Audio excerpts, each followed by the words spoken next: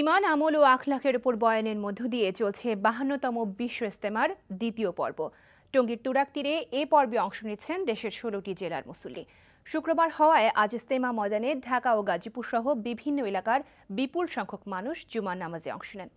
হাসান মাহমুদ ও নাসির আহমেদকে সাথে নিয়ে রিপোর্ট করছেন দিদার চৌধুরী। প্রথম পর্বের মতো দ্বিতীয় পর্বের প্রথম দিনেও লাখো মুসল্লির অংশগ্রহণে ইজতেমা প্রাঙ্গণে আজ অনুষ্ঠিত হয় দেশের বৃহত্তম জুমার নামাজ। নামাজ শুরুর অনেক আগেই মুসল্লির ঢল ইজতেমা ময়দান থেকে ছড়িয়ে পড়ে আশেপাশের এলাকায়। শীতের কষ্ট উপেক্ষা করে জুমায় অংশ নিতে আগেভাগেই ময়দানে হাজির হন মুসল্লিরা। জুমার নামাজ ইমামতি করেন বাংলাদেশের মুরব্বী রবিউল হক।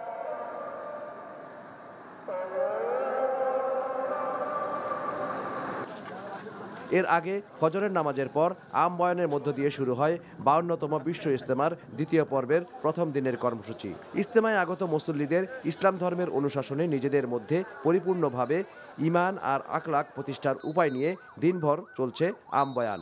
মুসলমানদের জন্য শান্তি ঐক্য ফিরে আসে, এটাই আমাদের উদ্দেশ্য। গতকাল আমরা নওগাঁ থেকে আসছি, এরকম সারা বিশ্ব থেকে এভাবে লোকেরা আসতেছে যাতে দিনের উপর চলতে পারে, এই উদ্দেশ্যে আসা। কিভাবে আল্লাহর নৈকট্য হাসিল করতে পারি, নবীর তরিকায় চলতে পারি, আমাদের ভুল ত্রুটি যা আছে সংশোধন করতে পারি, ইমানকে মজবুত করতে পারি, ইমানের জজবা যাতে পয়দা হয়, এই উদ্দেশ্যে আমি ইজতেমে এসেছি। বয়ান শোনার পাশাপাশি ইসলামের আলোকে জীবন গঠনের বিভিন্ন দিক নিয়ে নিজেদের মধ্যে জোট বেঁধে আলোচনায় অংশ নিচ্ছেন মুসল্লিরা।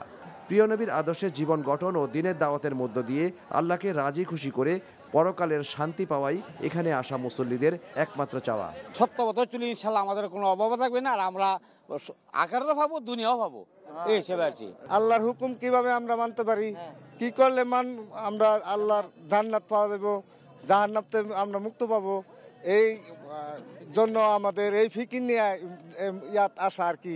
এখান থেকে যাতে সকলে আমলের উপর উঠে আসতে পারে, সেই এক মেহনত এখান থেকে আমরা চালু করব। অন্যবারের মতো এই পর্বের ইজতেমায়ও মুসল্লিদের স্বাস্থ্যসেবায় রয়েছে মেডিকেল ক্যাম্প।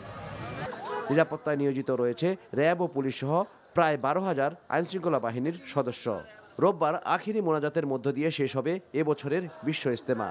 আর এবারে অংশ নিতে না পারা 32 জেলার মুসল্লি অংশ নেবেন আসছে বছর বিশ্ব ইজতেমায়। দিদার চৌধুরী, NTV নিউজ, ঢাকা।